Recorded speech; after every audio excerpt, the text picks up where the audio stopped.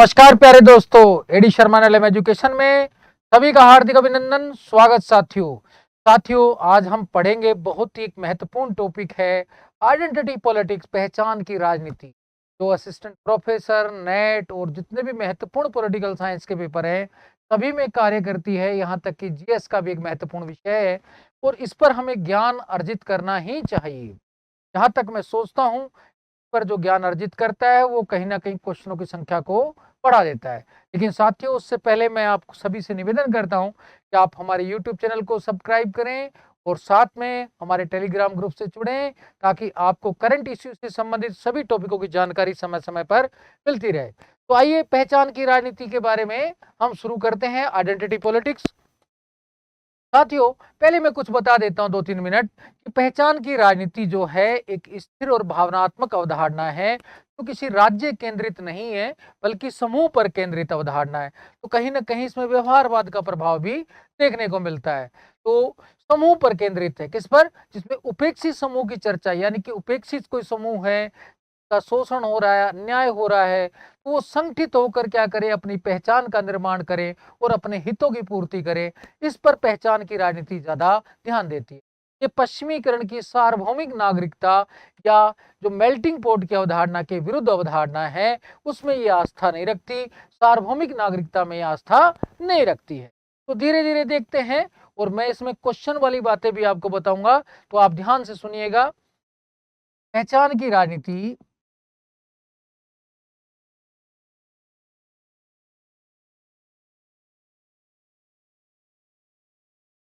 एक स्थिर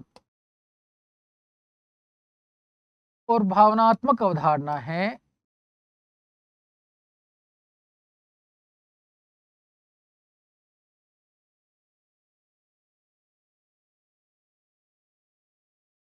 का उदय 1970 के दशक में हुआ।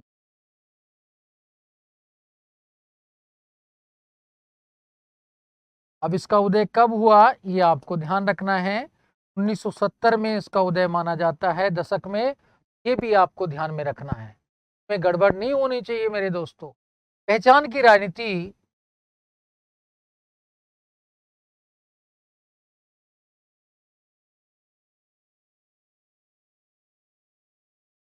राजनीति सामाजिक सांस्कृतिक समूह केंद्रित है।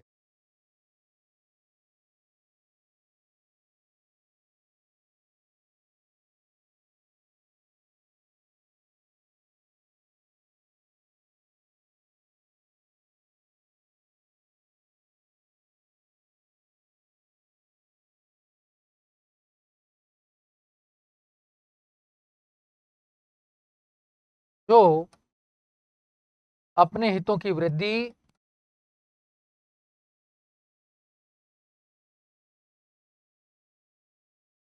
और शोषण अत्याचार को रोकने के लिए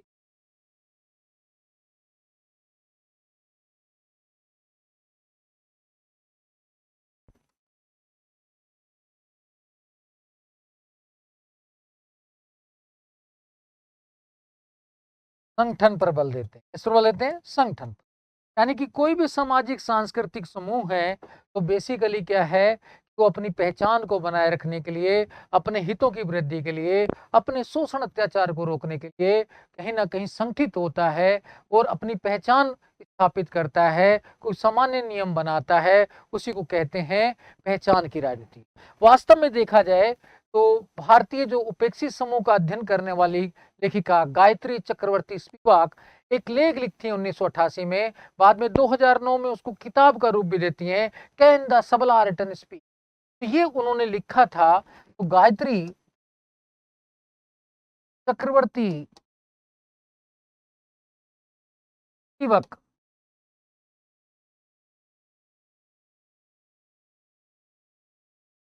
अपने लेख कैन द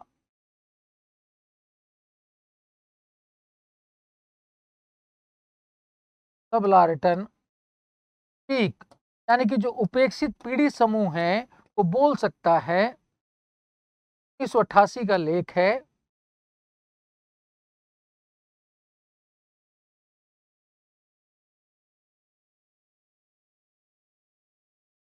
से 2009 में पुस्तक का रूप दिया गया।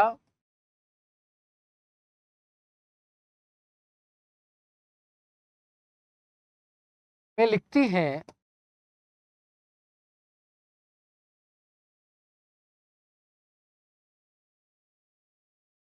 कि जो उपेक्षित समूह है वो रणनीतिक अनिवार्यता की नीति अपनाता है। अब ये रणनीतिक अनिवार्यता क्या है?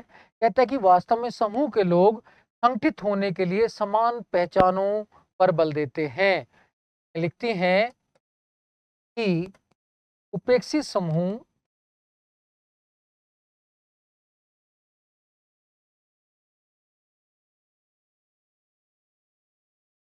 उपेक्षित समूह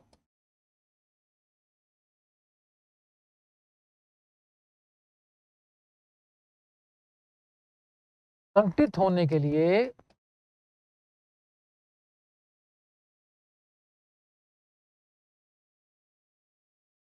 समान पहचानों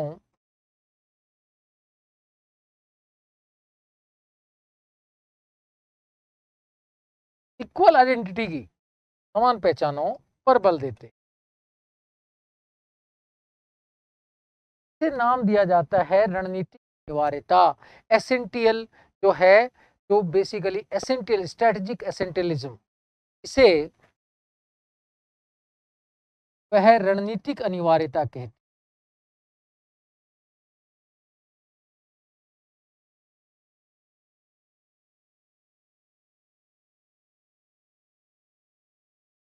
स्ट्रेटेजी एसेंटियलिज्म।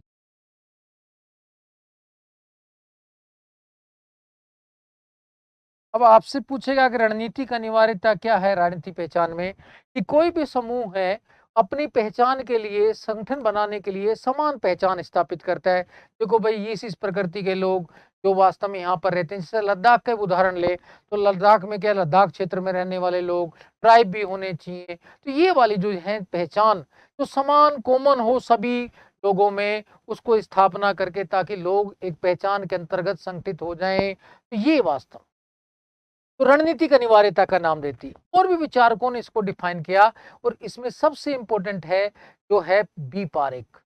बी पारेख क्या कहते हैं, भीखू पारेख, तो वो आपको ध्यान रखना है। बी पारेख जो है समुदायवादी विद्वान है, भारतीय विद्वान है, भीखू पारेख कहते हैं बी पारेख को, तो आपको ध्यान रखना है। इन्होंने किताब लिखी थी 2008 में कि new politics of identity. B Parekh अपनी पुस्तक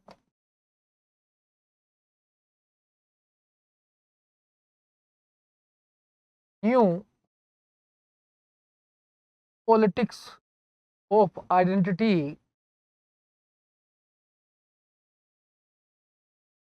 फिर दो बिंदी है ना, political principle for a international world, political principle for a political world.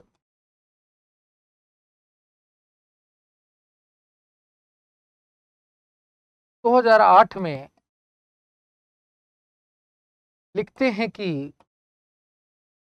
पहचान के त्रिआयामी अवधारणा देते हैं, तीन कारक बताते हैं।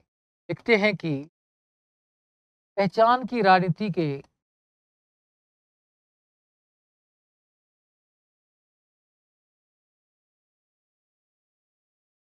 तीन कारक हैं, यानी कि त्रिआयामी अवधारणा देते हैं, व्यक्तिगत, सामाजिक और मानवीय। व्यक्तिगत, सामाजिक और मानवीय। साथियों, बहुत ही इंपॉर्टेंट टॉपिक है, और ये नेट और असिस्टेंट प्रोफेसर में तो यहाँ से एक दो क्वेश्चन आते ही हैं, और स्कूल लेक्चर की तैयारी करने वालों के लिए भी रामबाण हो सकता है। इसलिए इसको थोड़ा ध्यान पूर्वक पढ़ना है, जैसे मैं बताता जाऊं।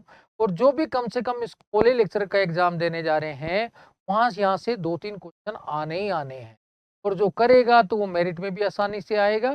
तो वास्तव में मैं तो कहता हूँ कि मैं इसको यूट्यूब पे भी डालूंगा, तो आप शेयर करना, सभी बच्चों को बताना कि भाई देखो, इसको पढ़ लें और देख लें। इसमें कोई बहुत बड़ी बात नहीं है। ऐप वाले भी पढ़े, कोई बात नहीं, ज्ञान से कोई नहीं गिरता है, ज्ञान तो बांटने से बढ़ता है, यहाँ तक मैं सोचता हूँ। ये आपको ध्यान में रखना। अब चार्ल्स टेलर क्या कहते हैं? चार्ल्स टेलर जो समुदायवादी थे, ये भी कहते हैं समान सांस्कृतिक ढांचे में ही पहचान निर्मित होती। समान सांस्कृतिक ढांचे में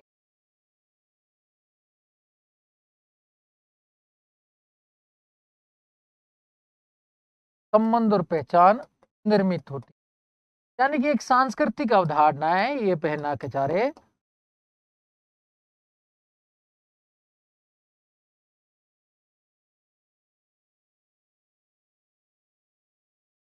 ये इन्होंने चार्ल्स टेलर। उसके बाद अमर्त्य सेन भी कहता है मानव पहचान सामाजिक किस पर आधारित है? समूह से निर्धारित होती।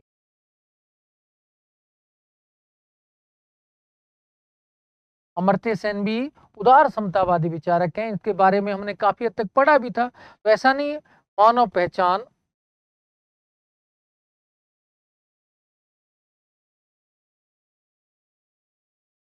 सामाजिक समूह से निर्धारित होती।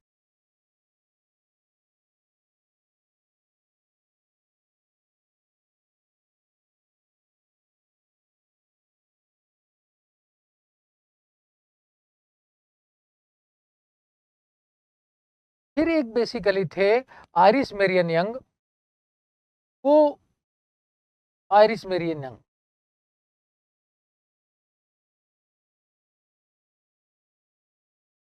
वो इसे नाम देते हैं अंतर में एकता, विविधता में एकता नहीं, यूनिटी इन डिफरेंसेस। अंतर में एकता नाम देते हैं। पहचान की राजनीति को कहते हैं पहचान की राजनीति, पहले पहचान अंतर पर, फिर एकता। तो ये बेसिकली अंतर में एकता का नाम देते हैं। फिर एक टिंकर विद्वान थे, तो टिंकर जो है लिंग पहचान पर ज्यादा ध्यान देते हैं। वो भी आपको ध्यान रखना है, वो लिंग पहचान की बात करते हैं, महिलाओं की थोड़ा बात करना शुरू कर देते हैं। तो ये छोटी छोटी परिभाषाएं हैं जो एग्जाम की दृष्टि से महत्वपूर्ण हो सकती हैं। आप इनको ध्यान रख कर जाएं कि भाई सांस्कृतिक ढांचे में समान विकसित होता है, किसने कहा? टेलर ने। अमर्त्य सेन क्या कहता है? सामाजिक समूह से। और आयरिश मेरियन यंग अंतर में एकता की बात करते हैं, और टिंकर लिंग पहचान की बात करते हैं। फिर आगे ध्यान रखते हैं कि जो पहचान की राजनीति की अवधारणा है, ये पश्चिमीकरण, यूरोसेंट्रिज्म के विपरीत है। ठीक है ना? ये मेल्टिंग पोर्ट के विपरीत है। मेल्टिंग पोर्ट में क्या है? पूरी दुनिया को एक ढांचे में, वैश्वीकरण के विपरीत है। पहचान की राजनीति की अवधारणा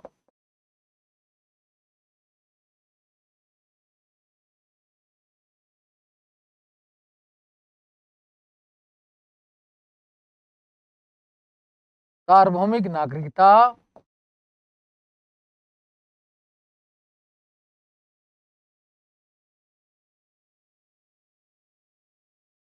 मेल्टिंग पोर्ट,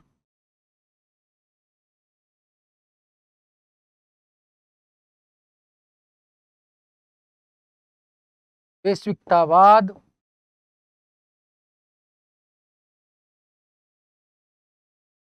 के विपरीत है। में आस्था नहीं रखते पूरी दुनिया को एक जैसा बनाना है। ये कहते हैं नहीं भाई, पहचान तो पहले, कहीं ना कहीं देखा जाए बहुसंस्कृतिवाद जो है उस पर थोड़ा सा इसका ज्यादा रहता है कि हर व्यक्ति को अपनी समाज संस्कृति को बनाए रखना चाहिए। और उपेक्षित समूह तो वास्तव में अपनी बात ही तब रख सकता है, विशेषकर अल्पसंख्यक समुदाय। तो अल्पसंख्यक के हितों पर भी ज्यादा ध्यान इसका कहीं ना कहीं केंद्रित रहता है, तो ये ध्यान में रखना है। अब इस शब्द का प्रयोग कौन करती है वो भी ध्यान रखना। कोम्बे रिवर कलेक्टिव, कोम्बे रिवर, कोम्बे, अब ध्यान रखना, रिवर कलेक्टिव, कॉम्बे रिवर कलेक्टिव। ये नीग्रो भी थी, नीग्रो समाजवादी थी, अमेरिकन नीग्रो समाजवादी नारीवादी।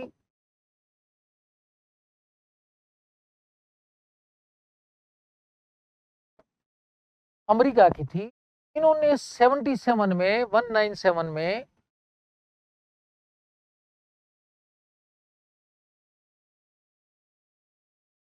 1977 में आइडेंटिटी पॉलिटिक्स शब्द का प्रयोग।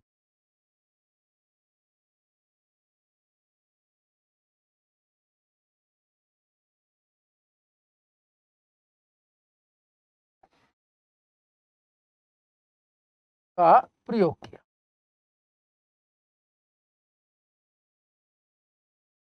इन्होंने नारीवादी पहचान पर ज्यादा ध्यान दिया था।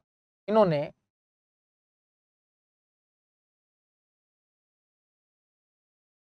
नारीवादी पहचान यानी कि महिलाओं की पहचान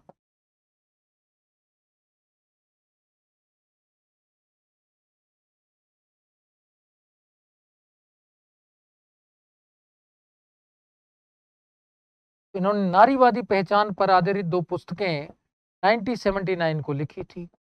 अब ये किताबें भी थोड़ा ध्यान रखना है, क्योंकि साथियों आज तथ्यात्मक क्वेश्चन आ रहे हैं। मैं क्या कर सकता हूँ, आप जितना ज्यादा ध्यान रखेंगे उतना ही ध्यान रखेंगे।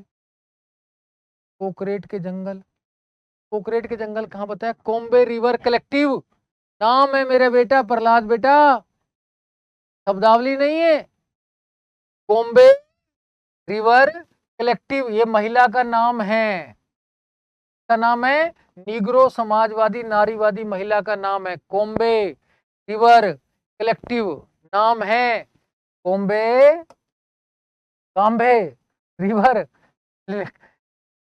इसको कह रहे हैं कि जंगल का नाम बताना, जंगल का नाम नहीं है बेटा, ये महिला का नाम है। का नाम है, एक महिला का है, बहुत फेमस महिला है मेरा बेटा, कोम्बे रिवर कलेक्टिव। आइडेंटिटी पॉलिटिक्स शब्द का प्रयोग इन्होंने किया था, ठीक है ना। अब समझ आया कि नहीं? पोखरेट नहीं है, कोम्बे रिवर है, ठीक है ना। रिवेर कह सकते हैं, ज्यादा दिक्कत आए तो रिवेर कर देना, ठीक है ना। कोम्बे रिवेर कलेक्टिव। अब बैठ गया दिमाग में। इन्होंने नारीवाद पहचान पर आधारित 2 किताबें लिखी थी 79 में। कौन कौन सी है? पहला कैपिटलिस्ट पेट्रियार्की, पहली बुक का नाम, पुस्तकें लिखी थी इन्होंने। अब ध्यान पूर्वक सुनने लेना मेरा बेटा, नहीं तो ना मामला उल्टा सीधा हो जाएगा। कैपिटलिस्ट पेट्रियार्की,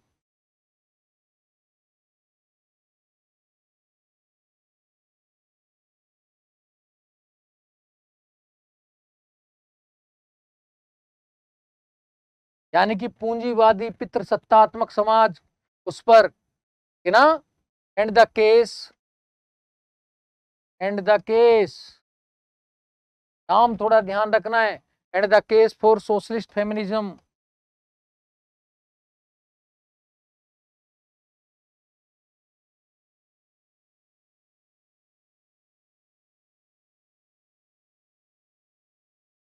दूसरी बात जो आपको ध्यान रखनी है मेरे दोस्तों, होम गर्ल किताब लिखी थी। कौन सा? Home girl.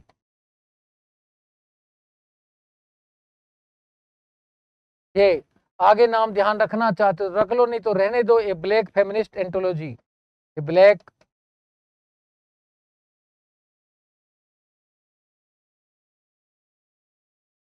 एंथोलॉजी। तो ये कोम्बे रिवेर कलेक्टिव एक निग्रो समाजवादी या निग्रो नारीवादी अमेरिका की बहुत बड़ी विद्वान हैं।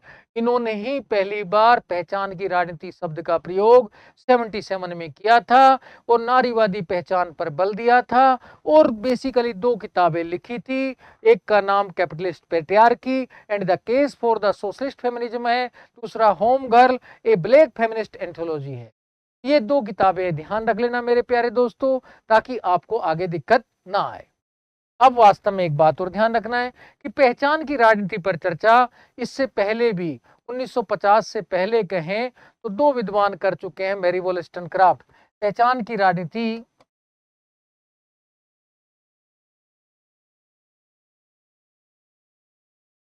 पर चर्चा 1950 से पूर्व मैरी वॉलस्टनक्राफ्ट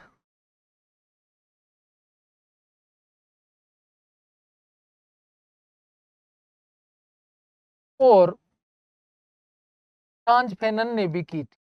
तो फ्रांज फैनन भी चर्चा करते हैं, दोहरी चेतना की बात करते हैं इन्होंने, मैं आगे बता भी दूंगा। तो फ्रांज फैनन ने भी कहीं ना कहीं चर्चा की थी।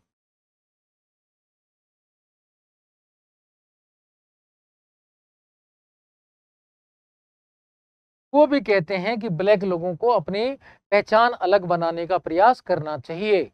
ये बेटा ध्यान रखना है कि वास्तव में आधुनिक युग में तो जो शुरुआत है 20वीं शताब्दी में, वो कोम्बे रिवर जो कलेक्टिव वाली ये महिला है, इन्होंने नागरिक नारीवाद ने शब्द का प्रयोग करके कहीं ना बात की। और उसके बाद फिर एक के बाद एक आते गए विद्वान, जैसे मैंने आपको बी पारेख, बिकू पेरक का नाम भी बताया, फिर अमर्त्य सेन ने भी चर्चा की, चार्ल्स टेलर ने भी, गायत्री चक्रवर्ती स्पिवक ने भी। तो ऐसे बहुत सारे लोग धीरे धीरे करके जुड़ते गए। अब देखते हैं ये वास्तव में कहती क्या है। तो पहचान की राजनीति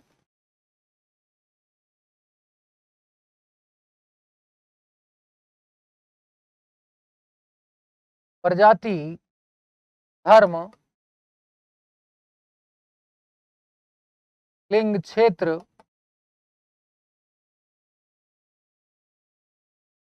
संस्कृति आदि आधार पर समूहों को संगठित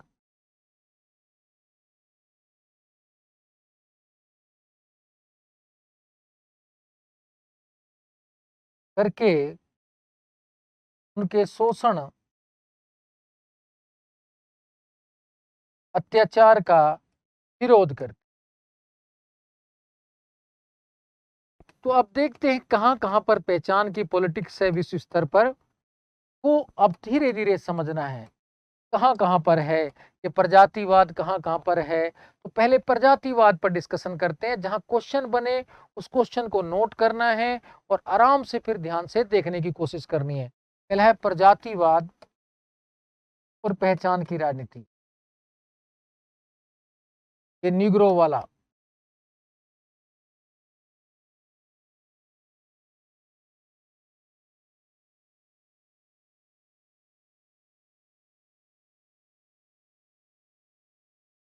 अब इसमें क्या है, पहले अफ्रीका में देखते हैं। अफ्रीका में बहुत सारा बेसिकली प्रजातिवाद के आधार पर राजनीति चलती रही है। नेल्सन मंडेला जो अफ्रीका में प्रजातिवाद का विरोध करते रहे हैं। नेम के अंतर्गत भी विरोध होता रहा है। नामीबिया में भी विरोध होता रहा है। नामीबिया में स्वापो संगठन विरोध करता रहा है, South West African people organization. Nelson Mandela Africa में करते रहे, दक्षिणी अफ्रीका देश में।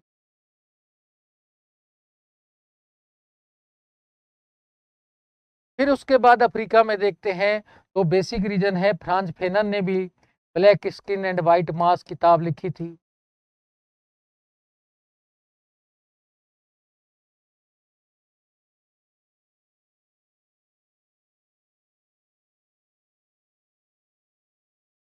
उन्होंने बताया था कि किस तरीके से ये श्वेत भार का आज भी अफ्रीकी लोग शिकार हैं और इनका शोषण हो रहा है, तो इन्हें संगठित होने की आवश्यकता है, ये भी कहा था।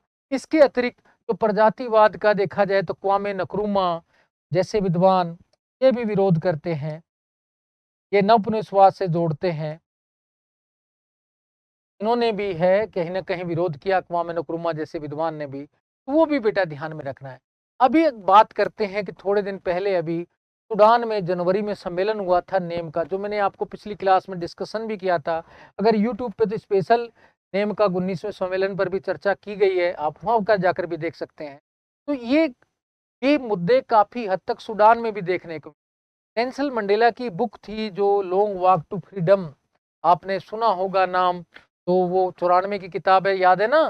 ये भी ध्यान रखना है, the long walk to freedom किसकी किताब है।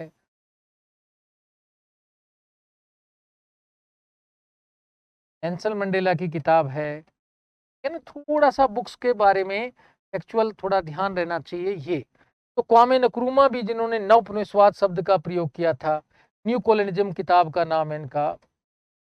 बुक का नाम भी न्यू कॉलोनिज्म है, ये बुक है, ये न्यू कॉलोनिज्म। तो घाना के राष्ट्रपति रहे, तो ये भी प्रजातिवाद पर पूरा चर्चा करने की कोशिश करते हैं।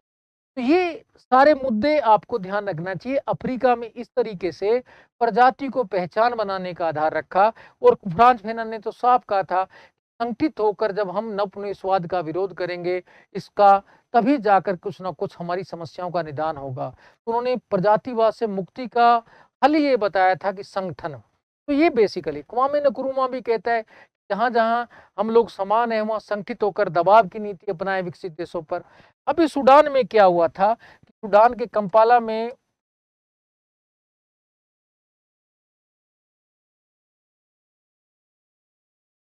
वैश्वीकरण का विरोध हुआ, वैश्वीकरण पश्चिमीकरण का विरोध हुआ।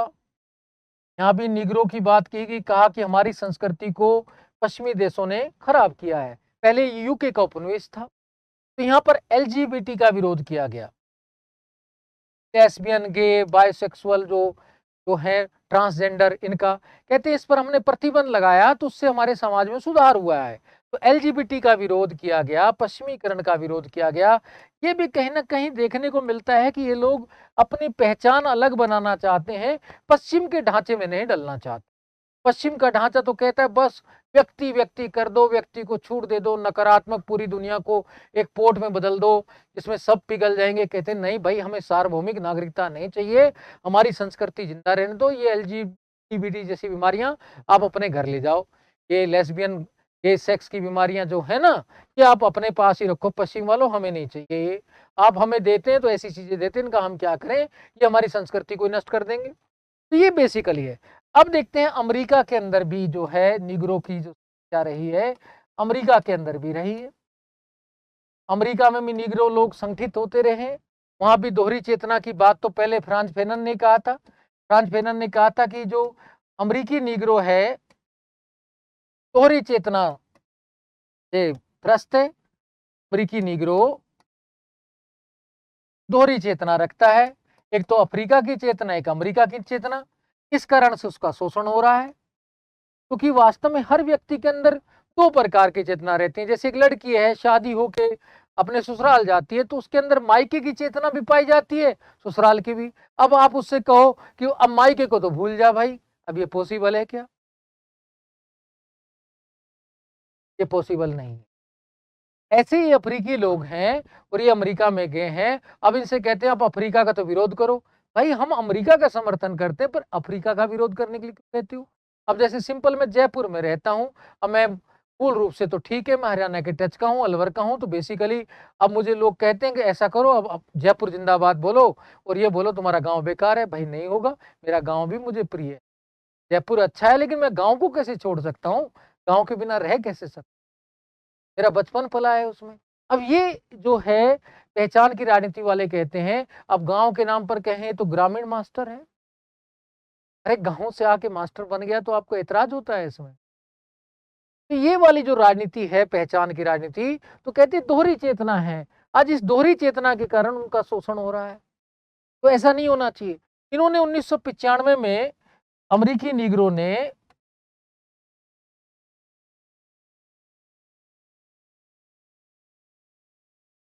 1995 में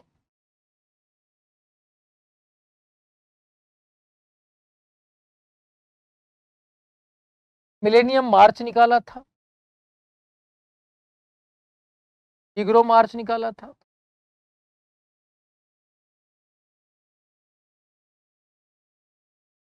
अभी हाल में एक घटना और घटित हुई थी अमेरिका में कि बेसिकली एक नीग्रो को बस से नीचे निकाला गया, तो वास्तव में एक पुलिस वाले ने, सफेद ने उसका वास्तव में पूरा गला दबाया, तो उसकी मृत्यु होगी। तो उसके बाद जितने भी नीग्रो थे उन्होंने विरोध किया, तो फिर ट्रंप ने उसको प्रजातिवाद का नारा दे दिया। तो वहां पर जो ट्रंप ने जो कार्ड खेला प्रजातिवाद वाला, तो काकेशियाई वाला, तो वो भी एक सत्याग्रही। तो ये जो बातें हैं, तो ये तो फिर क्या है, कैरोल एम्सवेन क्या कहते हैं, थिंकर के बारे में थोड़ा ध्यान रखना है। कैरोल एम्सवेन लिखते भी हैं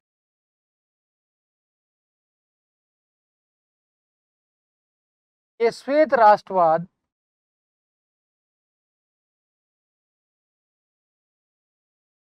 पहचान की राजनीति को बढ़ावा देता है।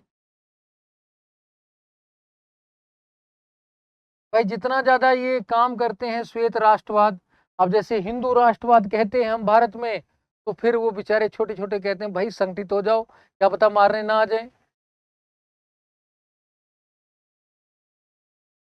वो बढ़ावा देता है। इन्होंने एक किताब भी लिखी थी, अमेरिका में नया श्वेत राष्ट्रवाद, इनकी बुक भी थी, अमेरिका में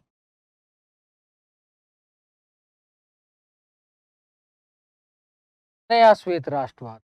तो आज जो ट्रंप के समय देखा गया, बाद में देखा गया, तो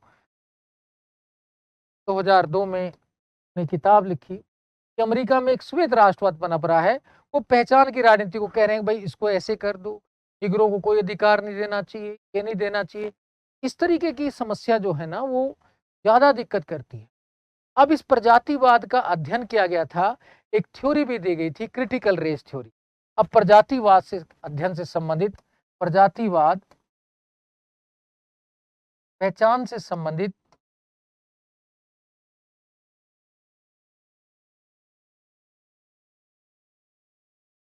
क्रिटिकल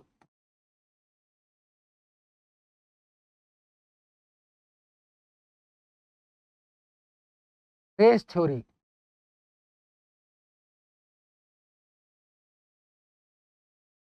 CRT, ये महत्वपूर्ण है। अब ये क्रिटिकल रेस थ्योरी क्या है, थोड़ा सा ये जानने की तो प्रयास करना है, समझने की कोशिश करना है, क्योंकि अब क्वेश्चन आता है तो फिर रोने की कोशिश नहीं करनी है ना। ये क्रिटिकल रेस थ्योरी क्या है के बारे में थोड़ा सा समझने की कोशिश करना है। ये कहते हैं कि जो प्रजातिवाद है ना, ये सामाजिक संरचना से जुड़ी अवधारणा। इससे है सामाजिक, जो नस्ल प्रजाति को सामाजिक संरचना के रूप में कहते हैं, बायोलॉजिकल नहीं है। प्रजातिवाद एक सामाजिक संरचना है, बायोलॉजिकल नहीं है। जैसा कि माइकल फूकोल ने कहा था, बायो पावर है। इसे समाज में फैलाया जाता है। कैसे फैलाया जाता है? समाज में। तो फिर उसी से समस्या कहीं ना कहीं बनती है ना। इसके माध्यम से क्या करते हैं कि सामाजिक समूह होता है नस्ल का, वो कानूनी निर्माण के माध्यम से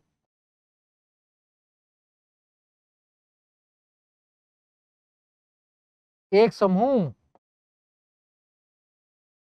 अपने हितों के अनुरूप कानून का निर्माण करता है।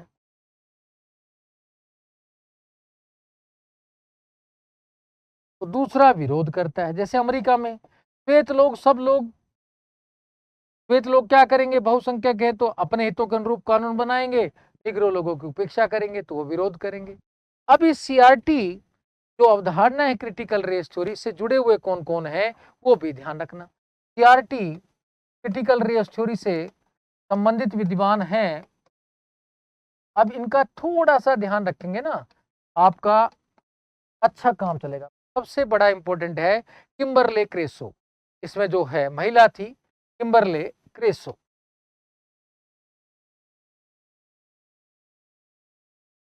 अब नाम ध्यान रखना प्रहलाद जी, ये पूछेगा भी किम्बरले क्रेसो। इन्होंने कई किताबें लिखी हैं, बुक्स भी लिखी हैं, तो मैं एक दो ही बता रहा हूं, लेकिन ध्यान रखना। पहला तो क्रिटिकल रेस थ्योरी लिखी थी, क्रिटिकल रेस थ्योरी, ठीक है। क्या नाम है इसका, बताओ जल्दी बेटा। Critical race theory. दूसरी किताब इन्होंने जो लिखी वो भी इंपॉर्टेंट है, द रेस ट्रैक।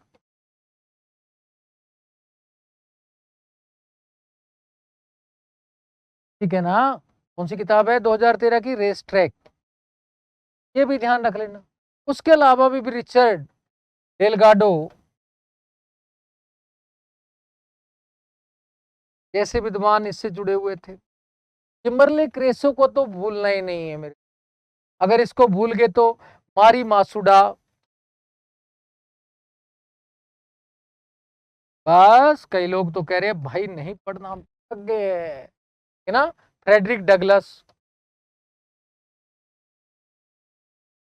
ये सारे के सारे प्रजातिवाद की बात करते हैं। उसके अलावा एक नाम और बता देता हूं, माइकल फुकोल्ट भी बायो पावर की बात करते हैं।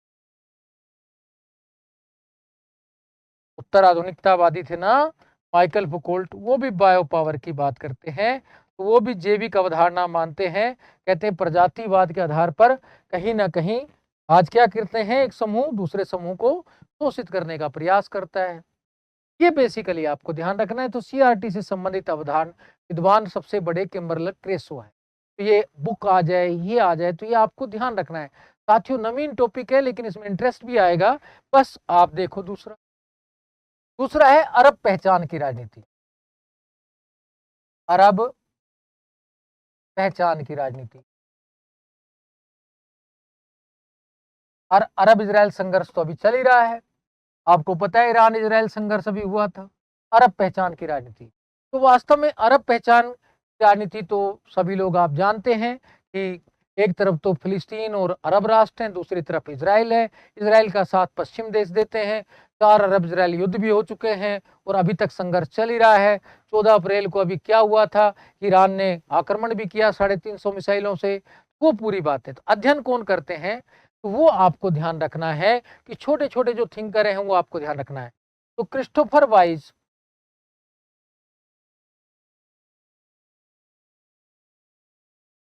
वाइज नाम दूर ध्यान रखना है, क्रिस्टोफर वाइज और Paul James,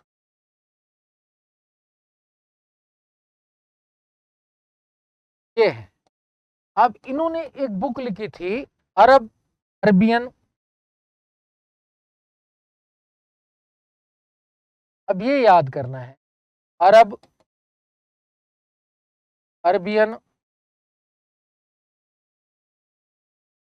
Arab Arabian and politics of recognition.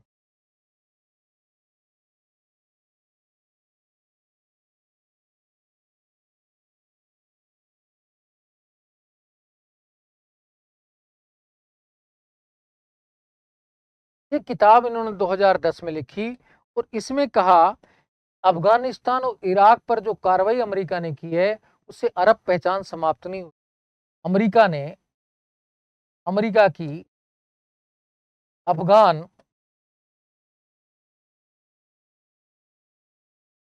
Iraq,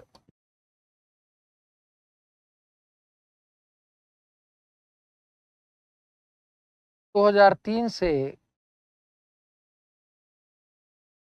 अरब पहचान समाप्त नहीं हुई।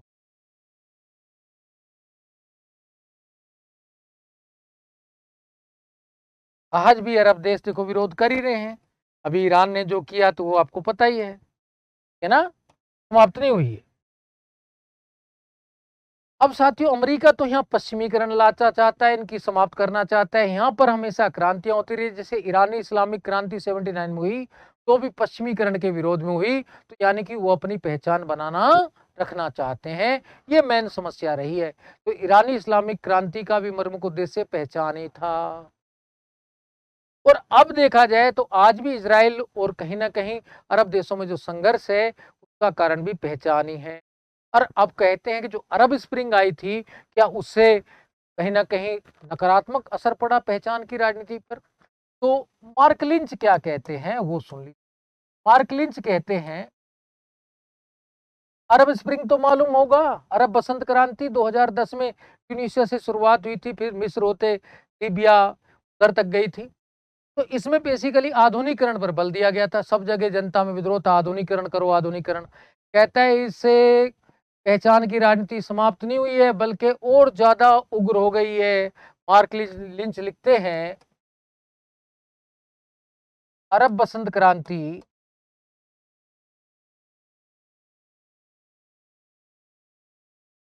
की 2010 में शुरुआत हुई थी ट्यूनीशिया से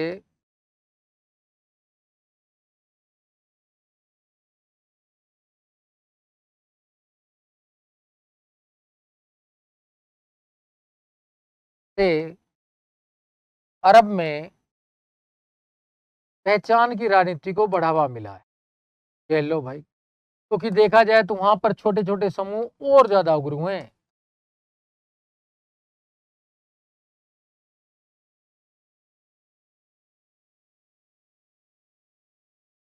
क्या मिला है, बढ़ावा मिला है दोस्तों, ये बेसिकली कहते हैं। फिर नजला सैयद भी कहीं ना कहीं ये बात कहती हैं, वो भी अध्ययन करती हैं पहचान की राजनीति का और वो भी इस प्रकार का भी जवाब देती हैं। लुकिंग फॉर फिलिस्तीन, ये बुक भी लिखी थी उन्होंने, बुकथिन की। वो कहती हैं कहीं भी समाप्त नहीं हुआ, फिलिस्तीन में देखो आज भी जाके, पहचान की राजनीति का आधार आपको समझ आ जाएगा।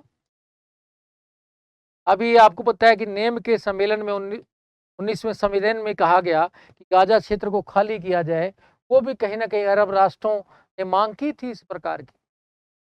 इसलिए पहचान की राजनीति खत्म नहीं हुई है साथियों। अरब पहचान की राजनीति अब बल्कि देखा जाए तो उगरी हुई है, उससे और नए कहीं ना कहीं मुद्दे उभरे हैं। और ये अरब इजराइल जो संघर्ष हो रहा है, ईरान इजराइल संघर्ष,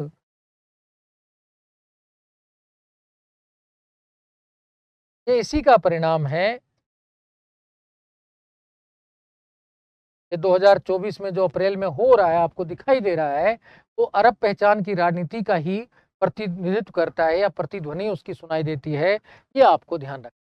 अब अगला देखते हैं, एशियाई अमेरिकी पहचान।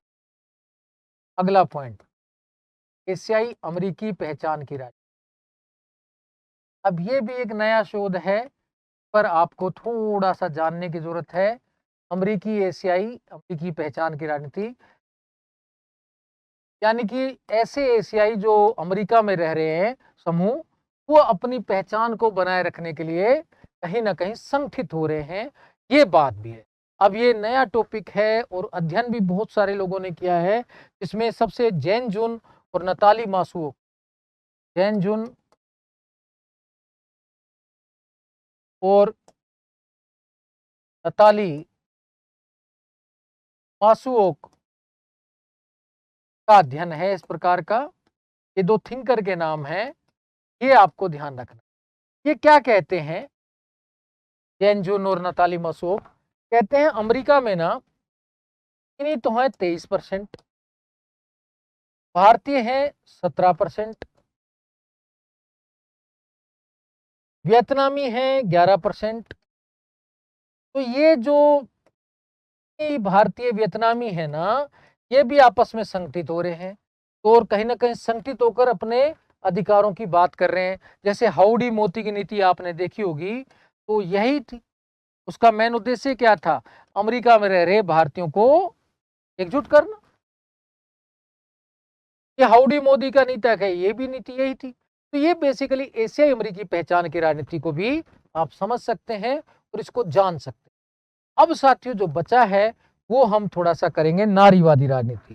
नारीवादी राजनीति तो देखा जाए तो 19वीं शताब्दी से क्या उससे पहले से चल रही है नारीवादी पहचान की राजनीति, यानी कि लिंग पहचान की राजनीति। अब इसमें नारीवाद की लहरें आई हैं, तो मैं वो लहरें, नारीवाद क्या है कि हम सभी लोग जानते हैं, फिर भी मैं बता देता हूँ। नारीवाद एक ऐसा आंदोलन है जो महिलाओं के लिए अधिकारों की मांग करता है, पितृतंत्र का, पितृसत्तात्मक समाज का विरोध करता है।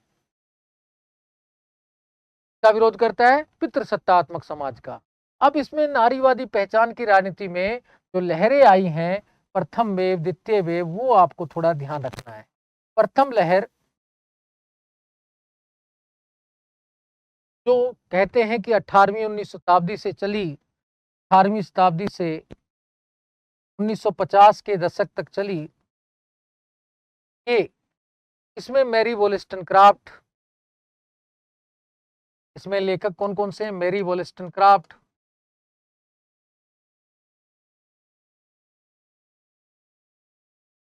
जैसी महिलाएं, जेएस मिल भी इसी से जुड़े, मार्था लियर तो है ही, Harrison Ziggler,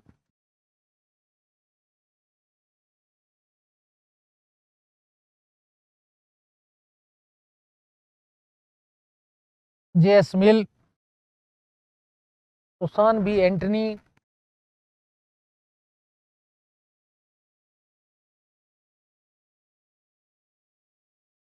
JS mill,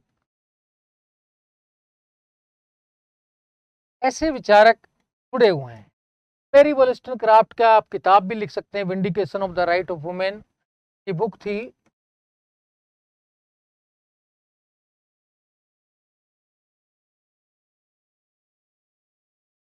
vindication of the right of women,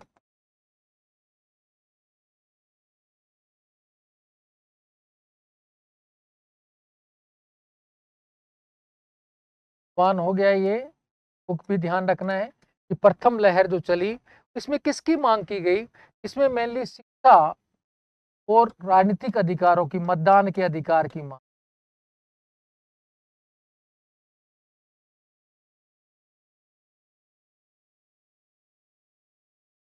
इस पहली लहर का जो परिणाम निकला, उसका परिणाम क्या निकला था? 1920 में 19वें संशोधन अधिनियम द्वारा एंथोनी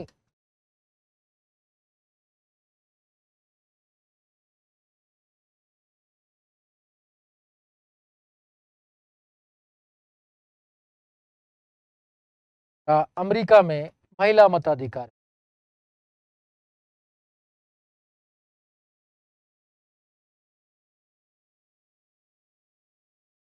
ये आपको ध्यान रखना। फिर ये मार्था लेयर ने, कहते हैं 1900 प्रथम लहर शब्द का प्रयोग, मैं पेन बदल के थोड़ा लिख देता हूं, आपको थोड़ा सा ध्यान रखना है मेरे दोस्तों। प्रथम लहर शब्द का प्रयोग किसने किया था?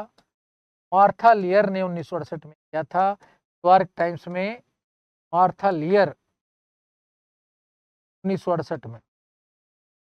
ये भी क्वेश्चन थोड़ा काम का है, आप ध्यान से सुन सकते हैं, लिख सकते हैं कि प्रथम लहर शब्द का प्रयोग मार्था लेयर ने 1968 में किया था और न्यूयॉर्क टाइम्स में किया था। तो ये आपको ध्यान रखना है, न्यूयॉर्क टाइम्स में किया था और इसका 1950 के दशक तक प्रभाव बना था। इसमें महिलाओं के लिए शिक्षा और मतदान के अधिकार की मांग की गई थी। इससे जुड़े विद्वान Mary Wollstonecraft, Harrison Ziegler, John B Anthony, J S. Mill जैसे थे और इसी का प्रभाव था 1920 में 19वां संशोधन अधिनियम, एंथोनी संशोधन अधिनियम अमेरिका में पारित किया गया और महिलाओं को मताधिकार मिला।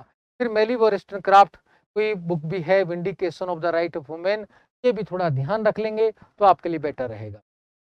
अब हम दूसरी लहर की, नारीवाद की चर्चा करते हैं। दूसरी लहर, अब दूसरी लहर जो है वो कब से कब तक चली? 60 से 80 तक, 60 से 80 के दशक तक, यानी कि 89 तक, 90 तक इसका प्रभाव रहा, 61 से लेकर। अब इसमें क्या है, दो धाराएं थी, एक उदारवादी धारा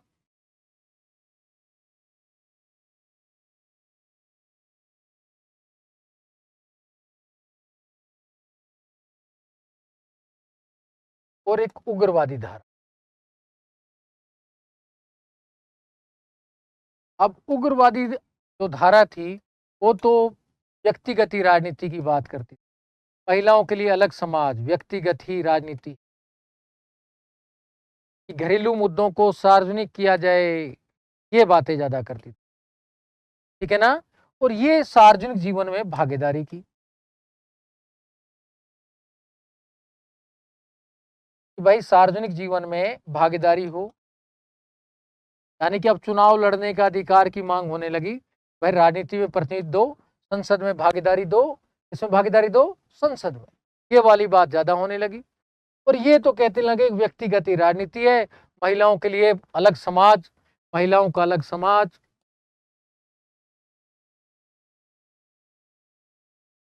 ये बात ज्यादा इसमें होने लगी। तो सिस्टरहुड की अवधारणा। अब यहां कौन जुड़े हुए हैं उदारवाद में? दूसरी लहर से बेटी फ्रीडन, बेटी फ्रीडन, इन्होंने बुक भी लिखी थी बेटी फ्रीडन ने, जो बेसिकली पिछली बार पूछी भी गई है कि द फेमिन मिस्टिक,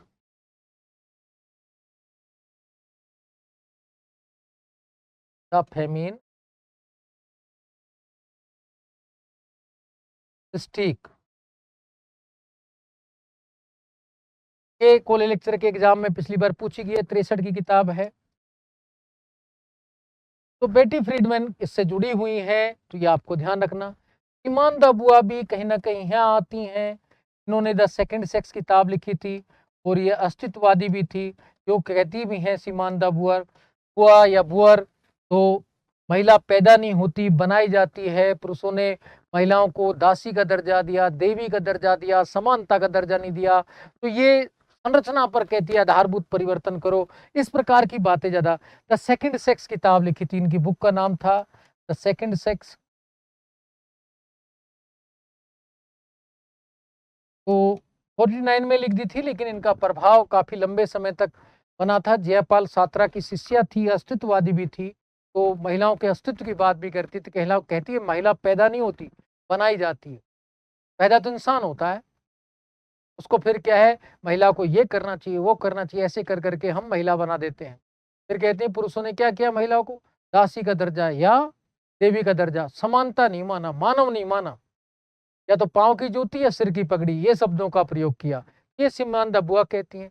अब इधर उग्रवादी में कौन सी है जो कहती है व्यक्तिगत राजनीति है, घरेलू मुद्दों को सार्वजनिक किया जाए, और वास्तव में पुरुषों के साथ तो रहना ही नहीं चाहिए, और परिवार कभी बनाना नहीं चाहिए, महिलाओं का अलग समाज होना चाहिए। ये रेडिकल नारीवादी हैं। इसमें जो सबसे ज्यादा नाम आता है सुलामित फायरस्टोन का, पत्थर में आग लगाने वाली, ये घर में आग लगाने की बात करती है। हालांकि बाद में इन्होंने खुद ने शादी कर ली थी, लेकिन दुनिया के लिए तो ये ऐसी थी। द डायलेक्टिक ऑफ सेक्स, इनकी बुक का नाम था द डायलेक्टिक ऑफ सेक्स, 1970 में। ये इधर ही थी। फिर टी ग्रेस एटकिसन भी इधर ही थी। टी ग्रेस एटकिसन वो भी, कैट विलेट भी इधर रखते हैं। और मैं नाम क्या बताऊं, कितने नाम बताऊं, आप ज्यादा याद नहीं कर पाएंगे, लेकिन थोड़ा सा नारीवाद को समझने की कोशिश करेंगे तो कैट मिलेट भी। जब ये परिवार को नहीं मानती तो राज्य को कहां से मानेगी, आप ये भी समझ लेना। कि राज्य का कहती है साफ, राज्य वाज्य कुछ नहीं, महिलाओं को अलग समाज हो, क्या हो, अलग। और ये भी कहती है राज्य में महिलाओं की भागीदारी, ये भी राज्य में महिलाओं की भागीदारी। तो ये आपको ध्यान में रखना है। ये दूसरी लहर थी। अब तीसरी लहर आई थी 90 से 2000,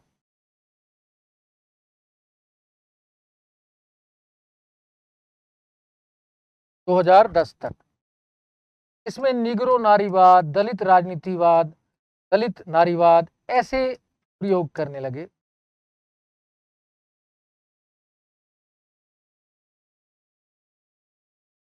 मैंने अभी आपको काम्बे रिवेर कलेक्टिव का बताया था, रिवेर कलेक्टिव, ये भी क्या थी, निग्रो नारीवादी थी। हम इस पर चर्चा कर रहे हैं, ठीक है ना। फिर नैन्सी कर्वे, वो भी निग्रो नारीवादी थी। एंजेला डेविस, ये भी निग्रो नारीवादी थी। अब नाम ध्यान रखना होगा साथियों, एग्जाम देना है तो आपको, ठीक है ना। बेल डुकस, ये भी नारीवादी थी, निग्रो नारीवादी थी। तो ये निग्रो नारीवादी कहते हैं वास्तव में निग्रो जो आंदोलन है पुरुषों का आंदोलन है, महिलाओं की तो अलग स्थिति है। जब वास्तव में पुरुषों ने निग्रो विरोधी आंदोलन चलाया था, मिलेनियम मार्च, तो उसी समय एक महिलाओं का, निग्रो महिलाओं का आंदोलन चला था। कहती है उसमें तो महिलाएं है ही नहीं है। इवन इसमें जो है कि बेटी फ्रीडेन जैसी महिलाएं कहती भी हैं, जॉन रोल्स के न्याय सिद्धांत का भी नारीवादी आलोचना करती हैं। वो कहती है कि जॉन रोल्स अपना न्याय का सिद्धांत देता है, उसमें महिलाओं की भागीदारी की बात नहीं करता, उसमें महिलाएं कहाँ हैं।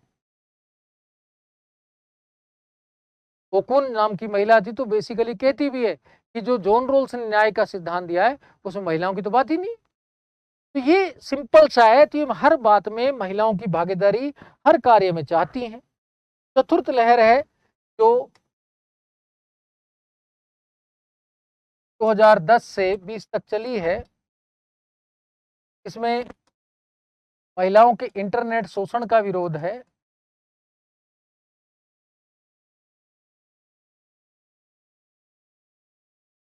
और जो पंचम लहर है 2020 के बाद,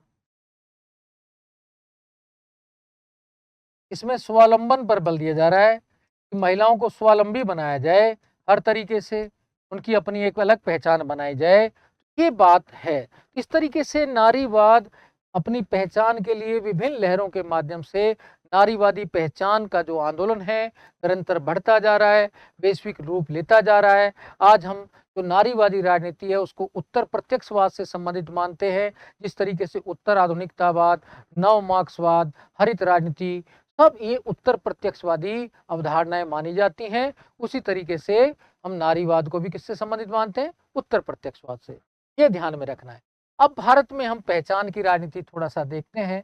भारत में पहचान की राजनीति पर मैं चर्चा करना चाहूंगा थोड़ा सा, तो आप इसमें तनाव ना लीजिए। भारत में पहचान की राजनीति तो शुरू से ही रही है, भाषा, धर्म, जाति, क्षेत्र के आधार पर। तो हमारे यहाँ धर्म के आधार पर केरल में, पंजाब में राजनीति होती रही है। राज्य के स्तर पर देखें, और जो हिंदूवाद की पॉलिटिक्स है वो भी चलती रही है, हिंदू और इस्लामवाद की। ये पॉलिटिक्स तो कहीं ना कहीं हमारे यहाँ शुरू से रही है।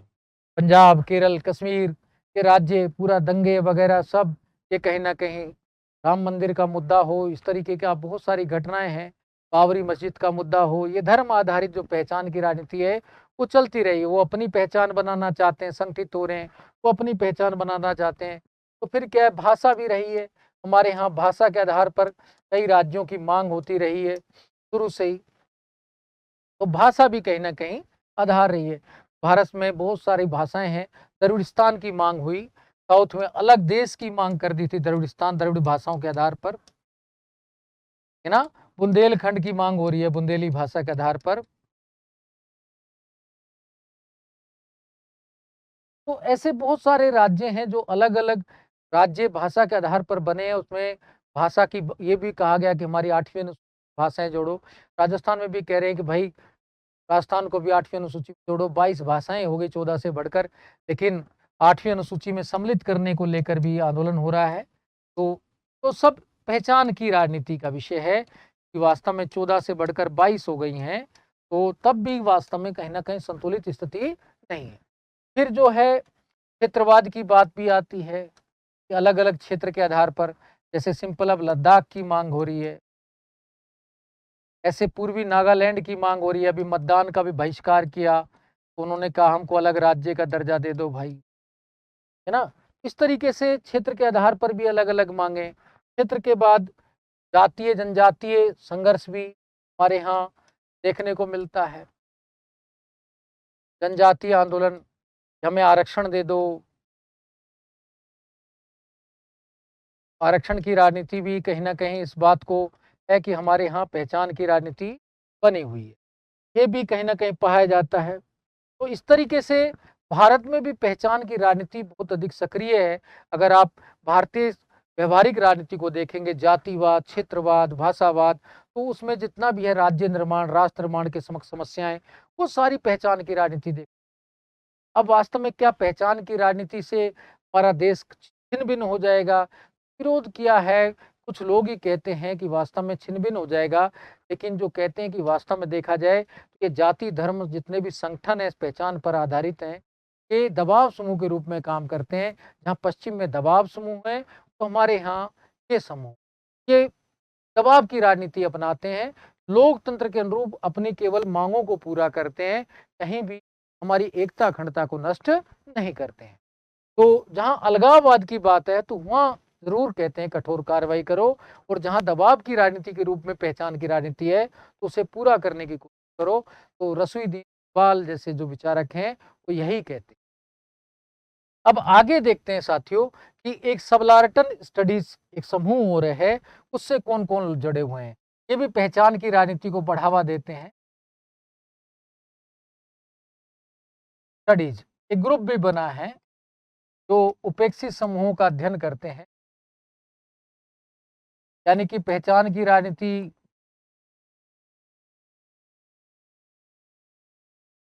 का अध्ययन करते हैं। तो उसमें कौन कौन से हैं लोग, वो थोड़ा सा ध्यान रखें। ये भी पहचान की राजनीति को बढ़ावा देते हैं। इसमें रणजीत गुहा,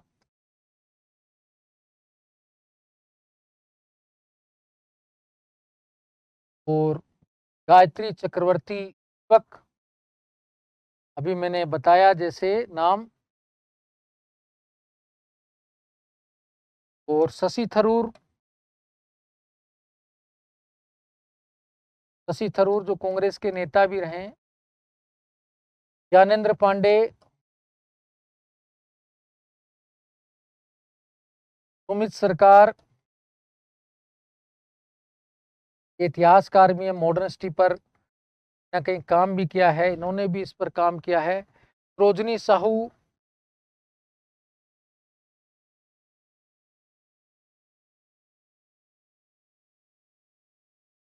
एल मायाराम,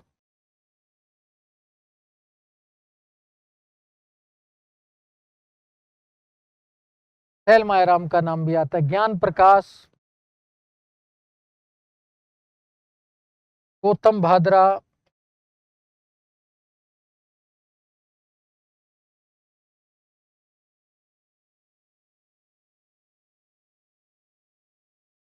दीपेश चक्रवर्ती, ऐसे बहुत सारे नाम हैं। आप इतने भी नाम याद रखेंगे तो काफी रहेंगे। तो ये भी उपेक्षित समूहों का अध्ययन करते हैं और कहीं ना कहीं पहचान की राजनीति को उचित मानते हैं।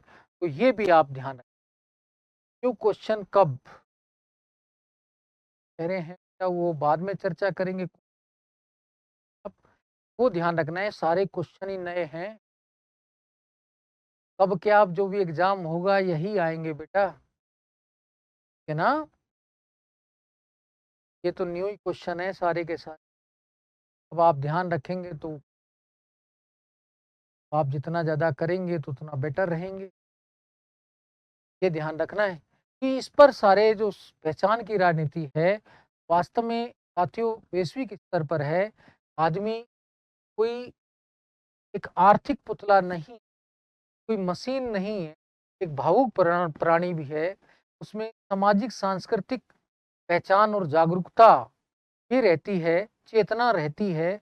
उस चेतना को साकार करती है पहचान की राजनीति, क्योंकि आदमी मूलतः सामाजिक प्राणी और समाज में अपनी पहचान ही जानता है। तो पहचान को है अपनी मजबूत करनी है, वो आप मजबूत करेंगे तो काफ़ी हद तक आप सफल होंगे।